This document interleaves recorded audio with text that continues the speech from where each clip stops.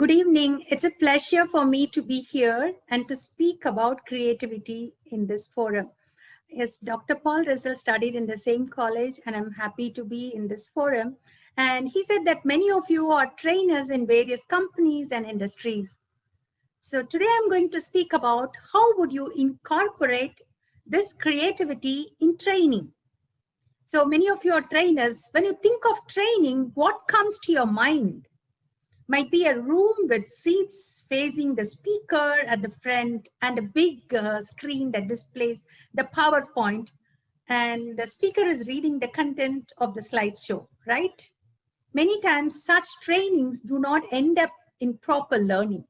If you want learning to happen, make sure your training techniques are fun oriented.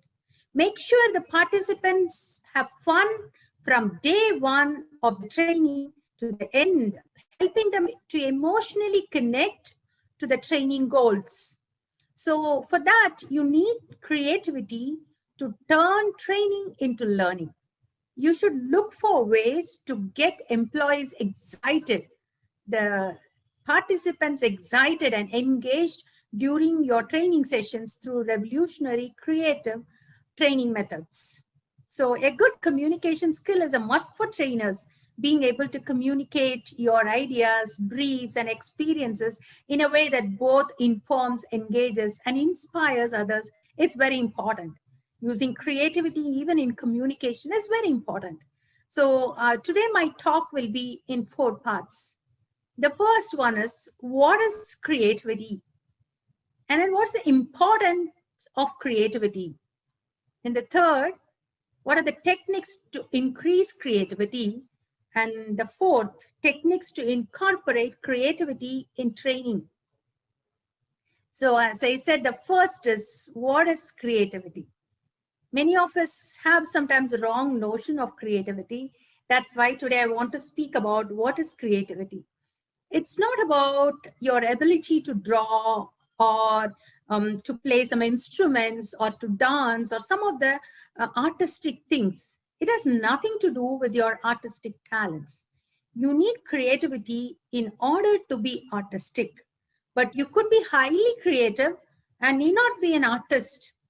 Creativity is about your ability to generate and implement new ideas that are unique and valuable.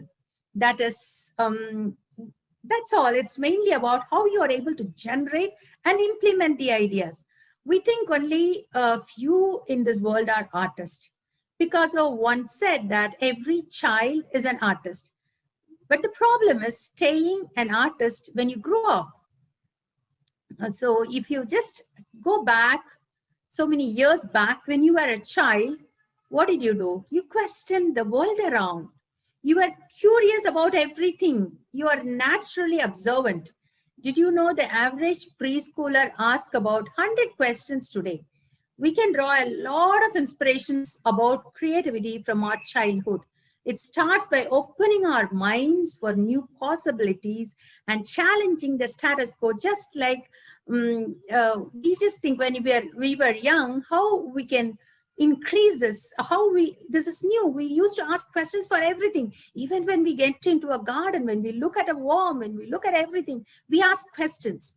But when we grow up, we get scared to ask questions. We fear what people will think. We have ego. We think that, okay, if I ask questions, people might think that I don't have have intelligence in this field. So we just suppress our questioning tendency. So that's why we sometimes suppress our creativity. And many times the other wrong notion is we think that only some people are having a very good IQ and they are creative, they are innovators. You know, let's say 145 is a high IQ factor. So in the average world, normally the IQ is around 100 to 145, around 100 to 145. But there are around 9 million people in this world who have IQ that high. You know, such a high IQ because 1,000 babies are born, if you assume, every day on Earth. And about 296 of them have IQs of 145 and above. So in a day, around 296 babies have high IQ. So if you would be literally seeing thousands of creative geniuses should be around, but why are not there? So what is that we have lost? Are there personality factors, or something we have suppressed? Is there a path to creativity? So today we will be exploring that path to creativity. You know, what is creativity? It is defined as the creation of original ideas, processes, or objects. For example, inventions like computer or printing press or Mona Lisa, painting, such that are creative endeavors. But creativity can also be defined as an ability to see ordinary things in a different way. So if you can look at an ordinary things differently, then you are a creative person. For example, you just see a velcro, that is a zippers. Normally we use zip to fasten clothes. So when it was invented, 1941, um, D. Mestral, he went out and he was on a hunting trip. And while he was going, both his pants and his hairs were covered with the burrs from a burdock tree. That burdock tree has a lot of furs. So from the tree, all the furs have fallen on his pants, on his hairs. So we normally would get irritated at that. But what D. Mastral did, he was amazed how it is sticking to me. So he took it home. He studied under microscope out of curiosity. And so he saw there were a lot of tiny hooks that efficiently bound themselves to nearly almost anything that passed by. So he thought that if he could create a synthetic form of this one, and he can make a new way of fastening things, and thus Velcro was born. De Mastral was able to see things in a different way, and that's why he was able to generate a clear, detailed idea that resulted in his $1 million project. The developers of iPad, cell phone, YouTube, website all employed creative thinking in the creation of their products. In other words, creativity is not just a set of technical skills, but rather involves your feelings, your beliefs, your knowledge, your motivations, and even your disciplinary understandings.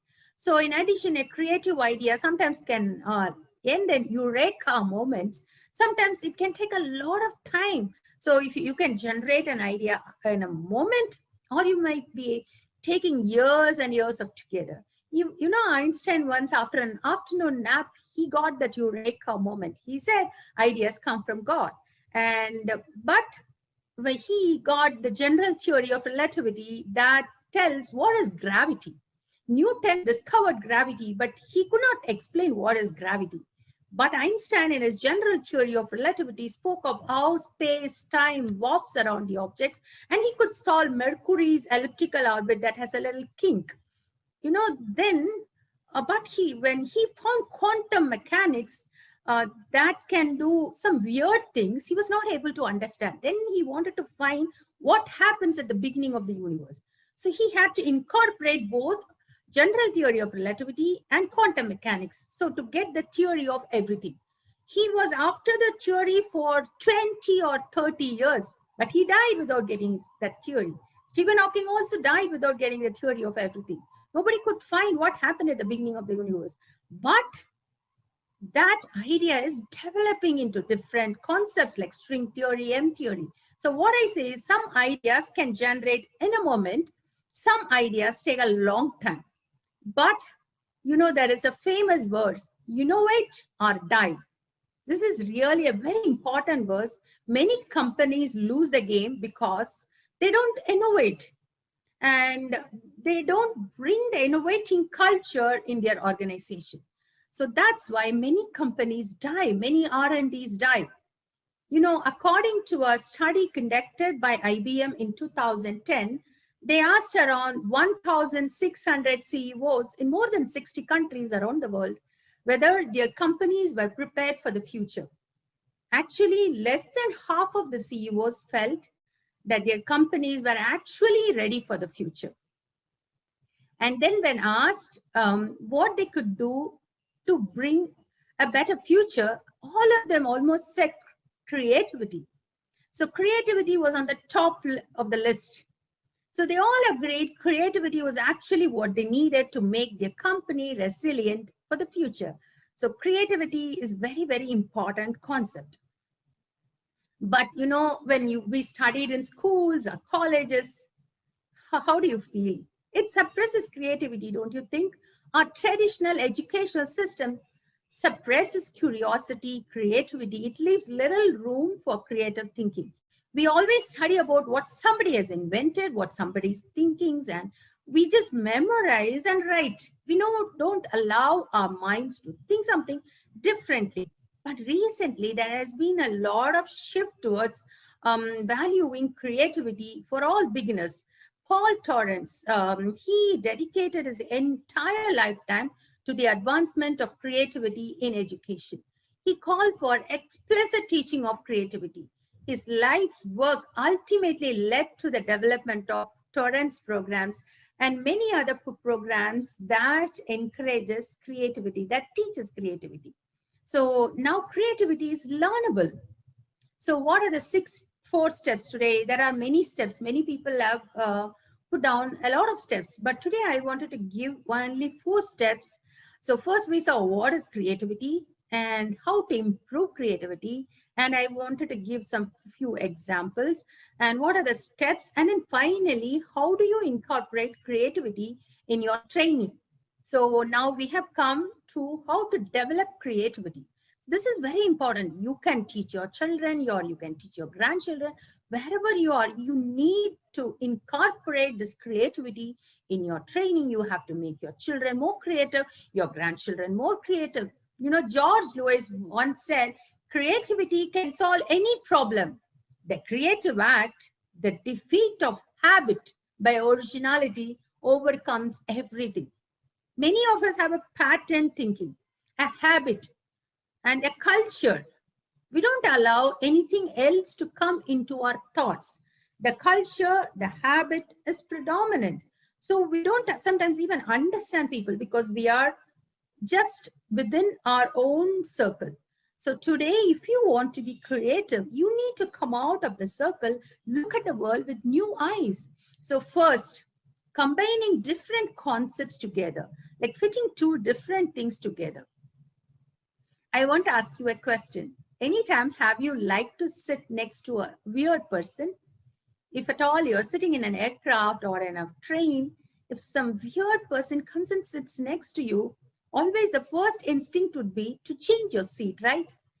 The problem is that we avoid such people because we want to be within a comfortable zone with people like us. And so we cut ourselves away from people and experiences that can lead sometimes to the most creative ideas. We need such ideas. We need such people who are totally different from us. For example, think now you need a lot of dots.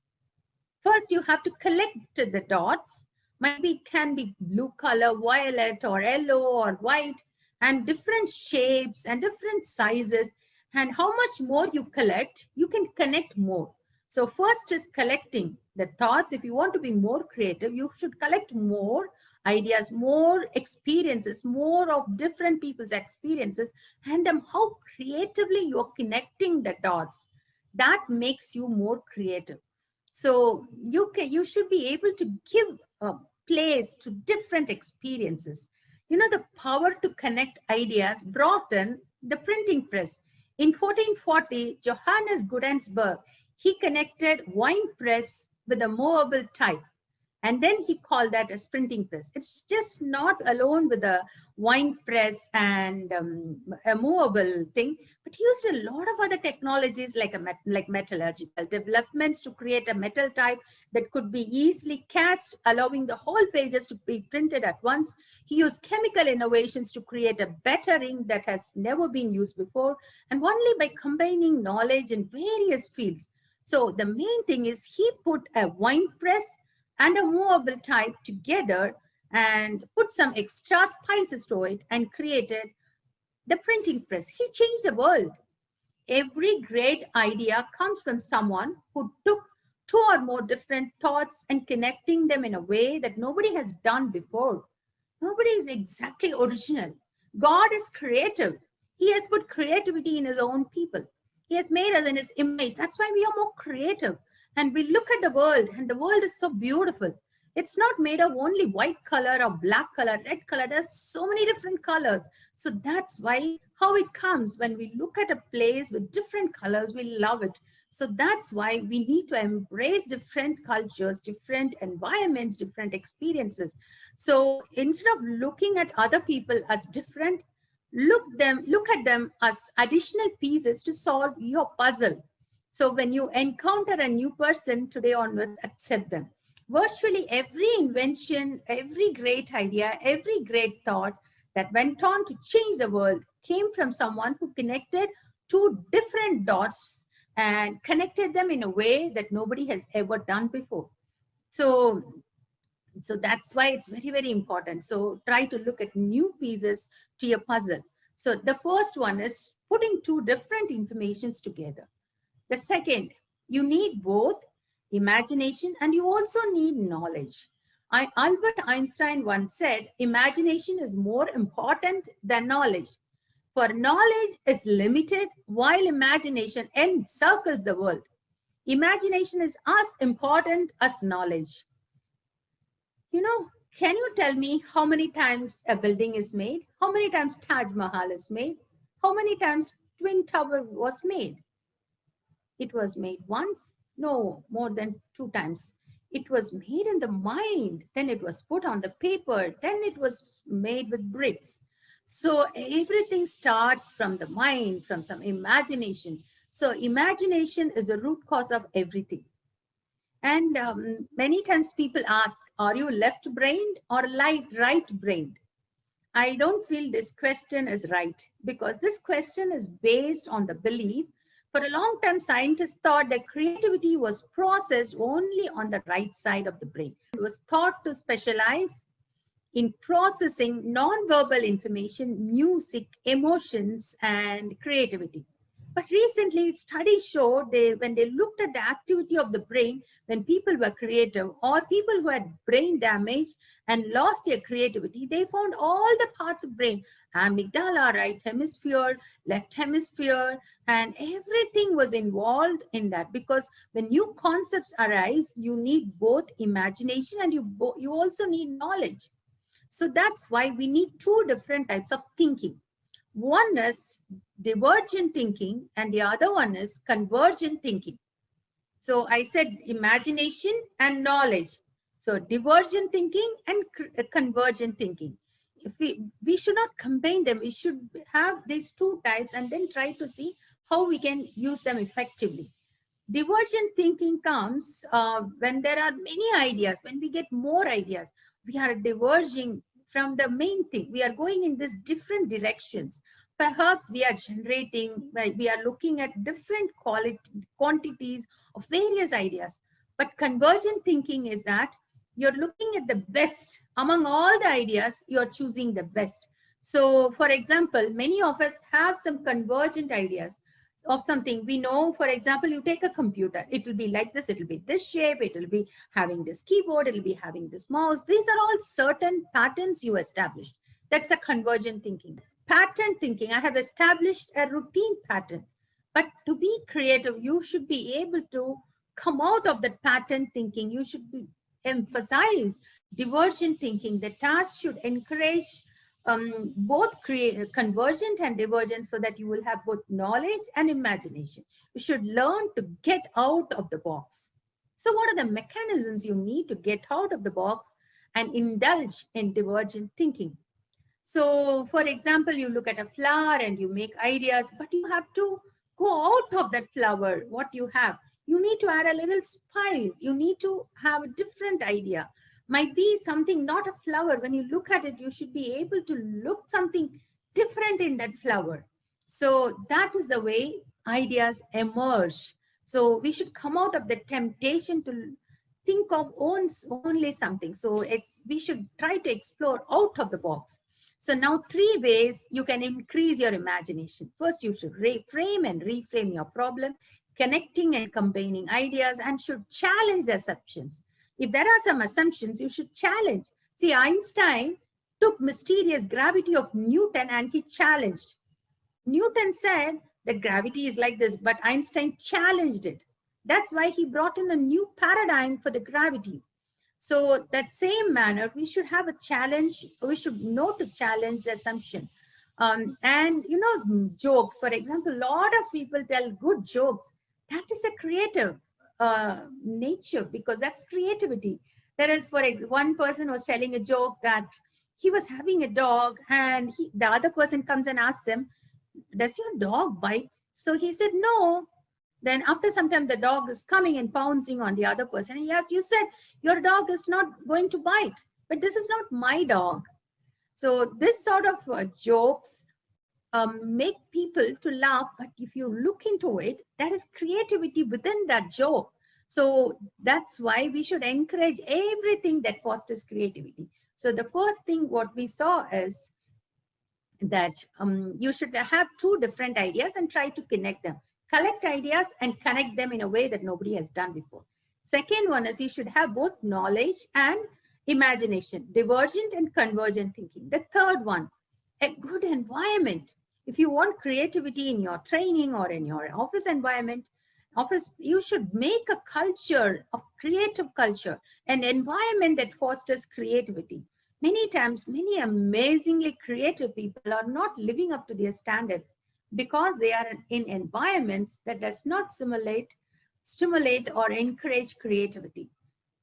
So many of us have dreams, but many of us have not fulfilled the dreams because maybe the environment is bad, or we are not thinking about it. The aircraft, what you see, was asked by Samuel Pierpont Langley to make. The government handed over 50,000 US dollars to him. He had a lot of creative minds under him, from Princeton, from Harvard, from everybody.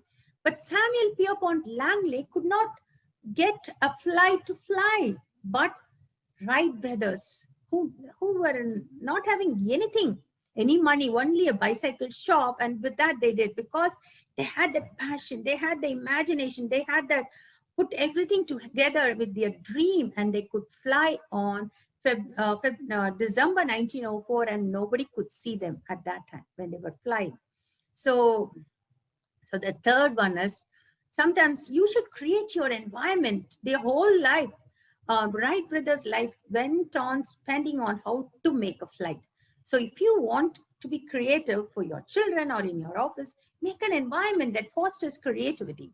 Then finally, looking inward. There are a lot of ways you can look inward: by praying, by meditating, by thinking on something for a long time. One mathematician said that he was walking on the street, and suddenly the mathematical conundrum suddenly came in an instant way. The same manner Einstein said, and Mary's marinating stick. She was praying, and she got an idea of a marinating stick. She patented it, and it took 15 years for her to develop. It's a small idea, but she could patent it. So like that, many times when we look into us, we will be able to get. So we have to understand what is in us, what is the talents within us. So now coming to, I would like to show some of my screen to explain what is creativity. We saw about what is creativity and what are the ways we can encourage creativity. And now I'm going to show some of the techniques to foster creativity in training. And then I'm going to take you through a series of stories so that you can get involved with that subject. So coming to this fostering creativity, see, one of the main techniques to foster creativity is when you start a training, better start with warm-up. It's very, very important. Warm-up is the purpose. The purpose of warm-up is to help the students to get excited about the activity, access prior knowledge, and understand what they are going to expect in the training. So this already they should be happy that they are entering this training. So what you can do is you can do a different sort of table arrangements. You can put different sticks, paste here and there, and ideas in the room, in different places in the table. And so people can get interest on that one. So ask them, how do things look differently today? How it was? Or example, you can ask them, what is the half of, if you cut an 8 into half, what it is. Or if you want to encourage creativity, you can show figure that looks differently in different direction. So like that, you can do a lot of warm up, create an enriched environment, features of the environment that can smoother or creativity, like time over monitoring, like competition, like some games or something like that, can make the students get interested. The next one is very, very important, storytelling. That you can ignite creativity in your training by doing storytelling, spreading ideas through stories, giving your talks through stories. So stories have the ability to inspire and persuade, like the presentations can never do, your slideshow can never do. But when you tell a story, people will, their heart will get captured to your story, and then they will bring back to their environment. So the stories will speak to them a lot. For example, you can take a study of, if you're telling some subject, if you're going to emphasize, make a story, or there are a lot of stories in the net, and you can take some of that, or from your life you can use a story and you can tell them. So one of my favorite example of storytelling is, I will show you this. Uh, this is Doug Dutz. He is an industrial designer for 20 years. He made an MRI scanner, and he was a designer of an MRI scanner. So one day he went to a hospital to see how his MRI scanner looks like. So one of the child was crying to enter into it. So he was feeling so sad. The father was looking at the child and forcing the child somehow get into the scanner. Like, so he went back and he told that to his people, and they all sat together. They put this beautiful thing inside it, and now when a child enters into it, they get a beautiful environment, they get a game like environment. So they enjoy getting into a scanner. They are not scared to look at the scanner. So this is some creative technique. So what I'm telling you is, like this lot of things you can do to bring in ideas. you know um, so The next is case studies. Make participants discuss a real case, what happened in their organization or what happens in their home or something, because many of the companies, they get the customer satisfaction or they get customer success stories, and they document as case studies. You can use those case studies to teach your students, and that will be very interesting and that will help them a lot. So then the fourth one is scavenger hunting. Scavenger hunting is, you can make your students to go around and find their things. For example, you can give an idea and ask all of them to search in their internet, or to give them some puzzles and put them together and come back as a group or as a team. So it will create a lot of fun, and it's one way to incorporate creativity. And there are a lot of innovative techniques, like you can bring a puzzle when you're teaching something. What is blended learning is, you can use your e-learning thing plus your classroom room experience plus gaming, with everything, make it as a blended learning. Your training should be a blended one. And that this brainstorming is a very important thing. But many times we don't do brainstorming. If we do brainstorming, we can get a lot of ideas. Sometimes people can say, I don't have money, that's why I'm not doing this work. And I tried it long back, I couldn't do it. So now when you're brainstorming, new ideas, diversion techniques can come into picture, and you can use that. And there are four processes. One is clarify, ideate, develop, and implement. So now you can get a lot of ideas and you can use them to implement it.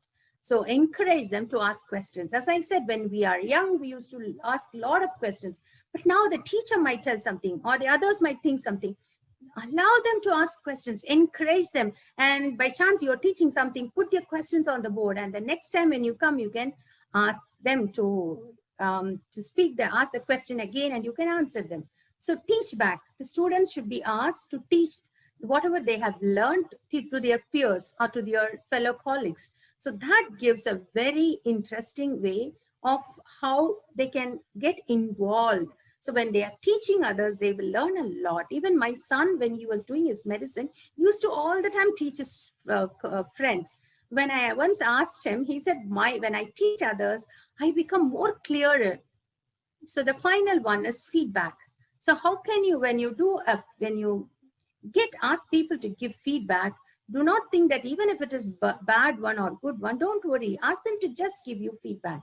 So that helps them, and that helps them to come up in their ideas and to learn a lot. So these are some of the ways you can use creativity in training. So how do you promote critical thinking?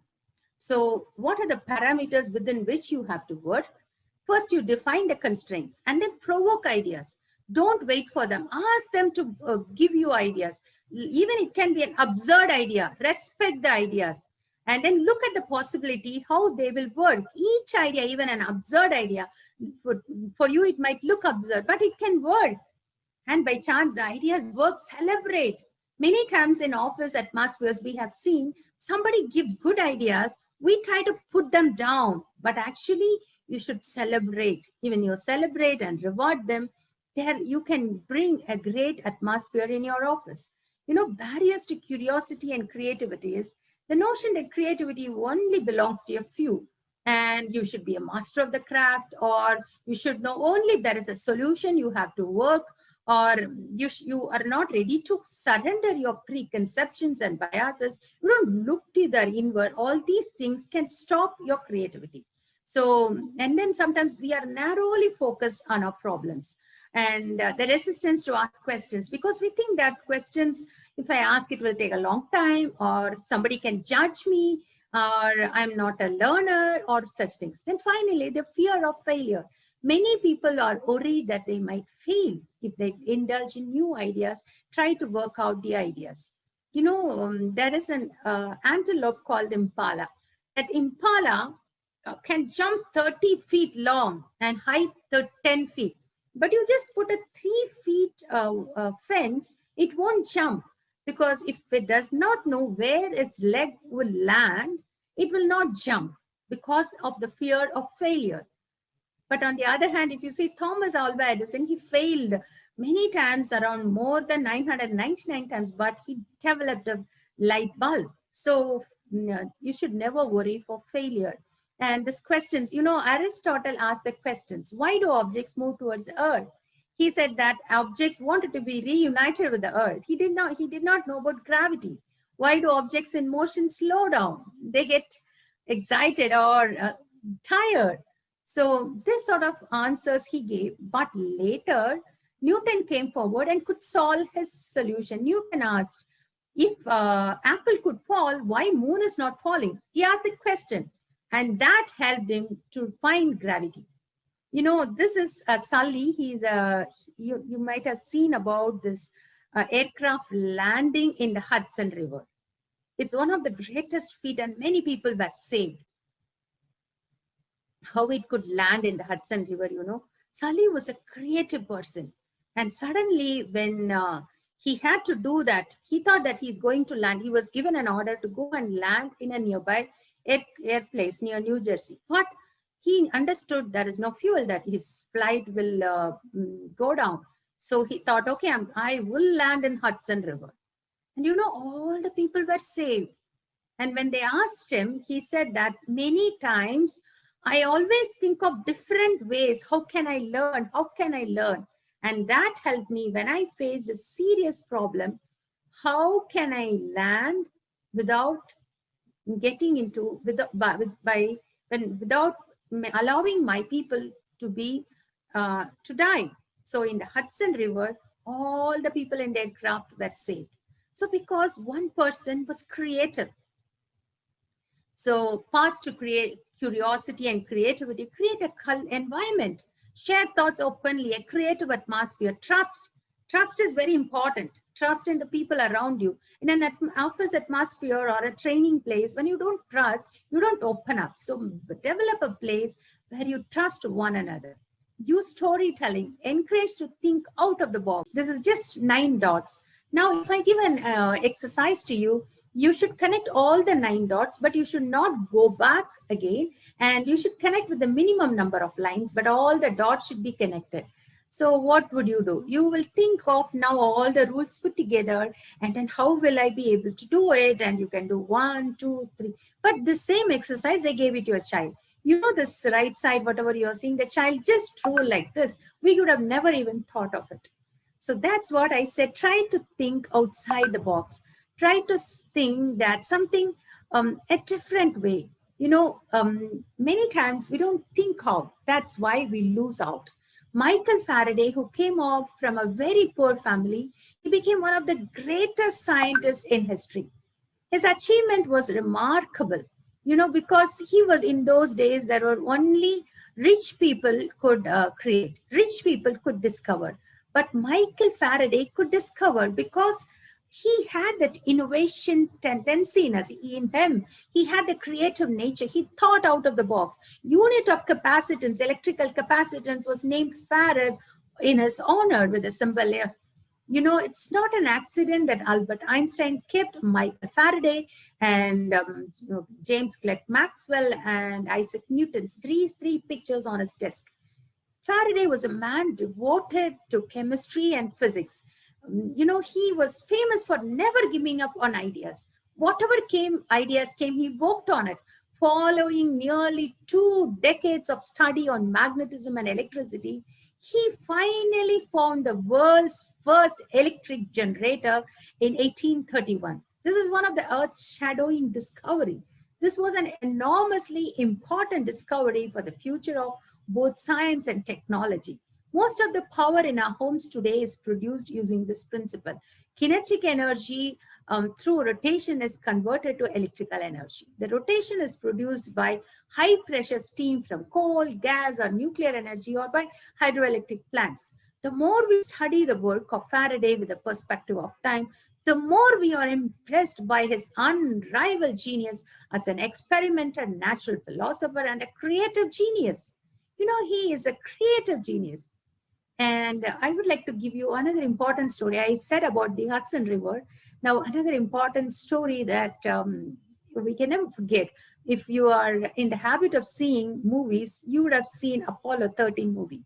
It's about that. In NASA's 56 years of operation, it has put many men on the moon and it has sent robots to Mars. But one of its greatest achievement is less well known, the hack that saved the lives of 3 stranded astronauts in 1970.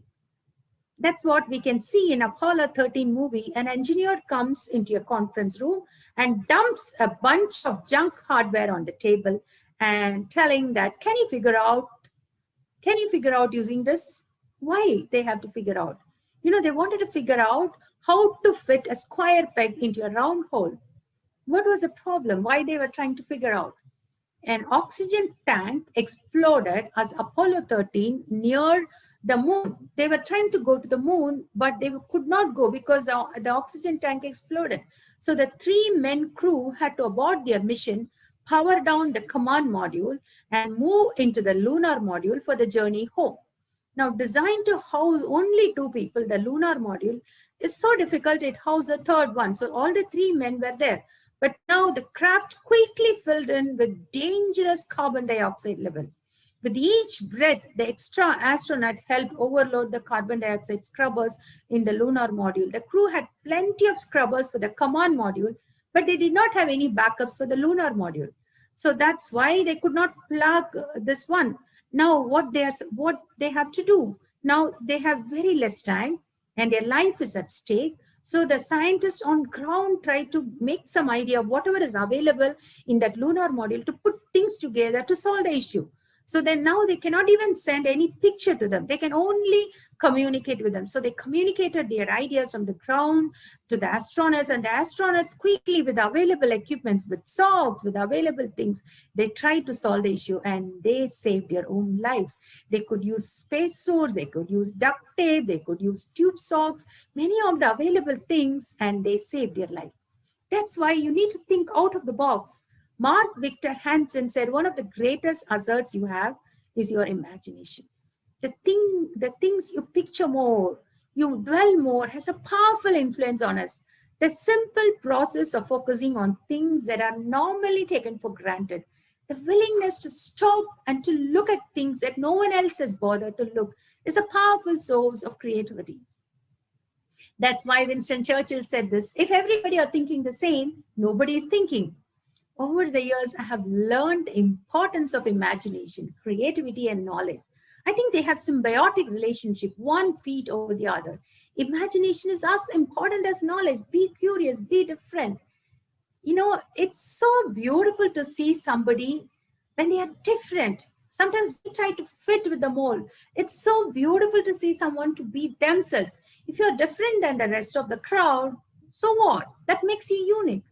Because I see so many people trying to fit in the mold. Everybody is afraid to go inside the norm.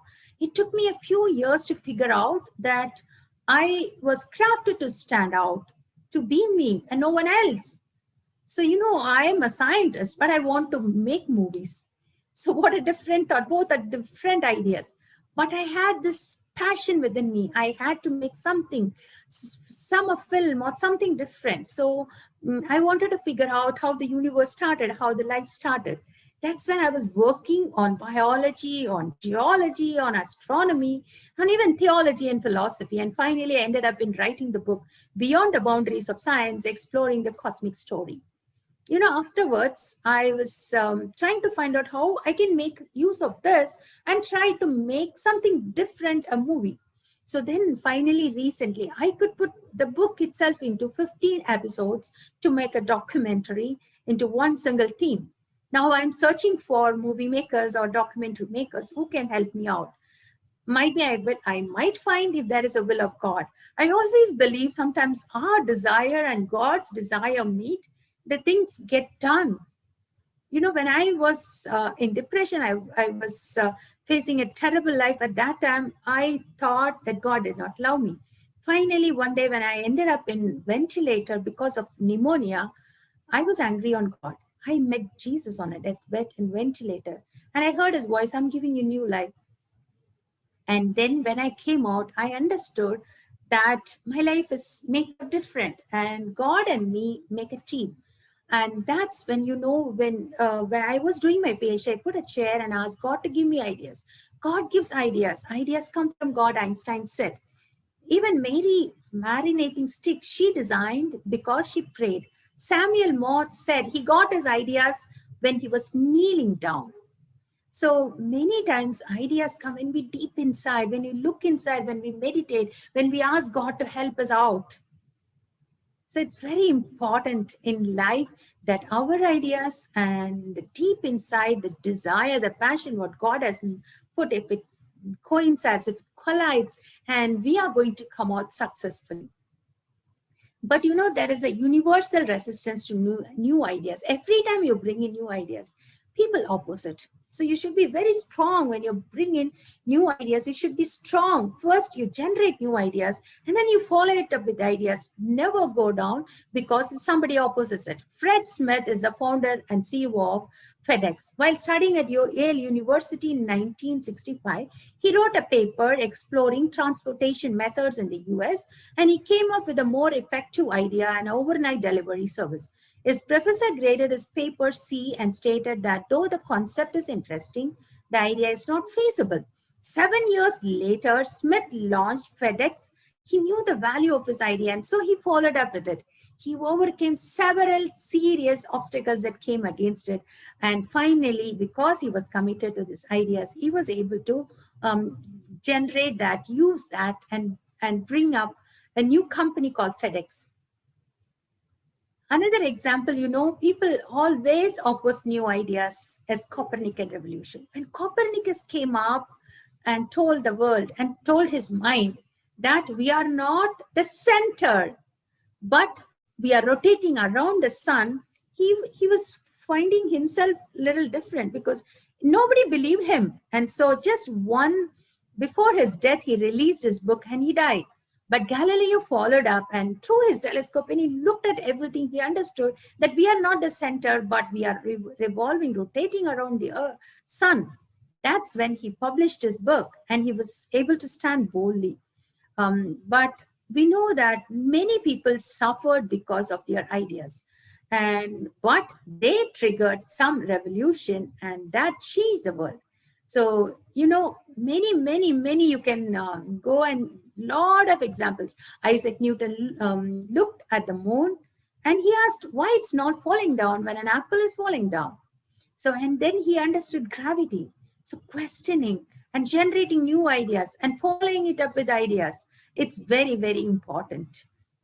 And finally, you should never worry for failure. When failure comes up, you should learn to take it up. Treat failure as a scientist. Scientists always think any problem comes, they think that failures are data points to bring a next solution. The same way, even in life, in training, you make the children, make the participants to treat failure or problems as success. At the far end of failure is success. So you should learn to treat failure as success, because at the far end of failure, you're going to achieve success. And finally, the subconscious mind occupies only 55% and the conscious mind is 15%. So both partner in our success. So imagination is an important step to be aware how our subconscious and conscious work together. It's very, very important. Our conscious is the guardian to the place of subconscious. What enters into subconscious will eventually manifest in our lives.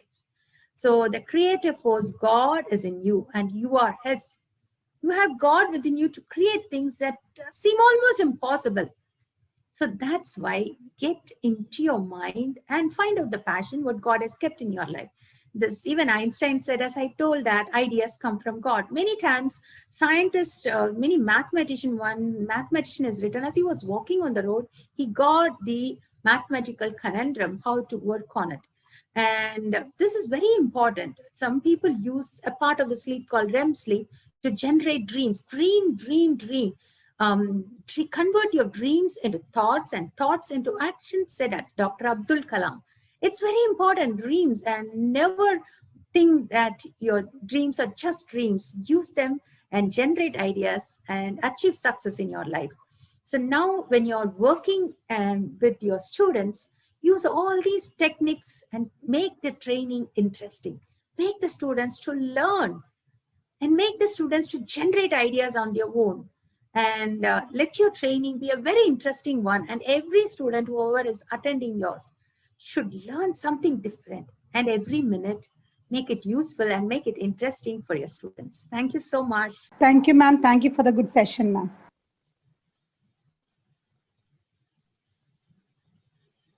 Okay. So now the session is open for questions. And if you have any questions, you can ask Dr. Latha Christie. Dr. Latha, this is Murugeshan. Please. Yeah, excellent. I used to teach creativity, sharpen the skills of students. Quite a lot of stuff which you have discussed. And what I taught to those students, it is very interesting. You have brought new ideas, and I really appreciate your thinking. Great. I enjoyed your session. Thank you. Thank you so much. Dr. Latha, there is a question in the chat box by Arpita Ganguli. Ma'am, does design thinking help in improving creativity? Does design thinking help in improving creativity? Yes, very much. Because when you're design thinking, I'm not sure what is the thinking. Might be you're telling about divergent thinking or design, like how can I design? Innovative thinking might be. So it's very important for creativity. But as you have that innovative mind, you will be able to be more creative. So develop an innovative mind, something different, think out of the box. It's really useful for creativity. Yeah, please go ahead, sir. Okay. Yeah, well, ma'am, thanks for the session. Could you please explain a little more on scavenger hunting? And, I think that was a very good point. So you wanted to know more about the scavenger hunting? Yeah, a little more, something more, because we are a group of trainers. So we would love to know more about this. So scavenger hunting, what I meant is like you can have different puzzles. For example, for one problem you are trying to teach them. So you can give them some issue and then give it to, for example, 5 teams you make them, and each give them different issues and ask them, each team you might be having some 5-6 people, ask them to go around, search in the internet and find out the answer. So then each group, each person will find out different, and as a group they have to sit together and come to some conclusion what is the issue. And then like that different groups will work out, and they, all the 6 groups will come forward, and now you have 6 different ideas.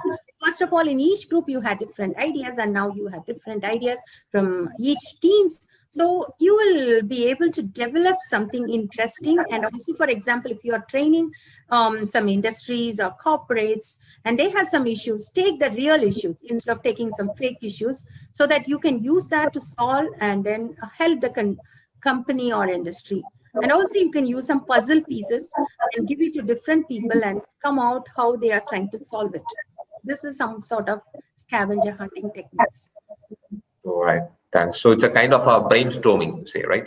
A kind of brainstorming is generating new ideas, and if somebody tells wrong ideas, you question them. So that is brainstorming, right? So this is scavenger hunting, is going around and finding whether whether they are generating new ideas. Yeah, similar to brainstorming, you can say. Thank you. Any more questions?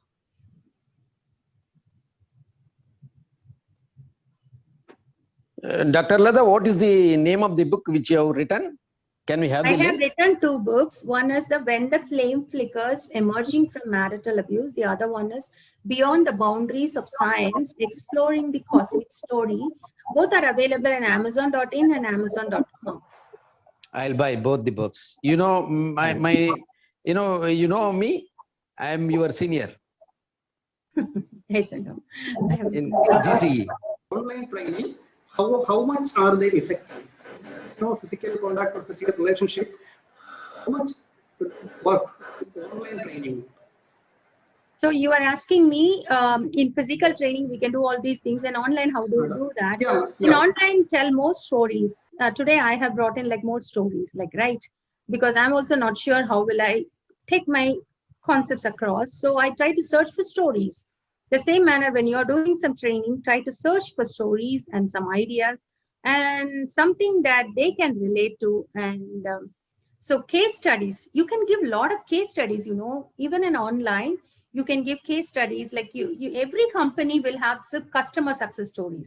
If you're teaching in some company or schools, you take the customer success stories, make it as a case study, and then why they fail. Many times we don't talk about failure stories.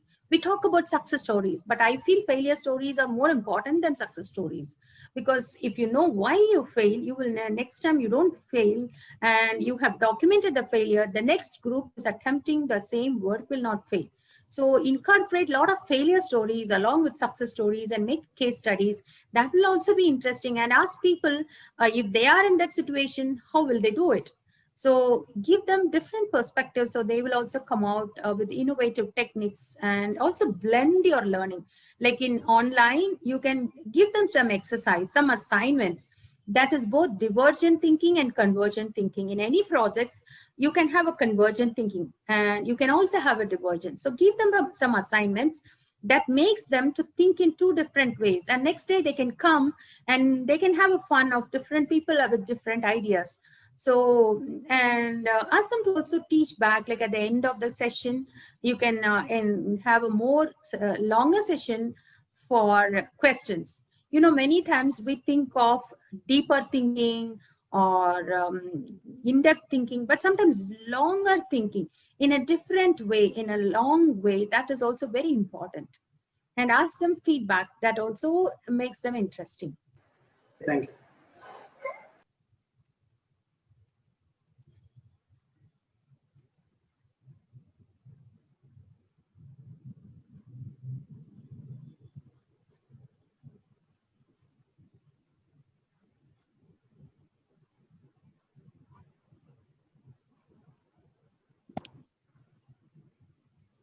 So So somebody, Rebecca, is telling she's also using a lot of approach like this. Thank you.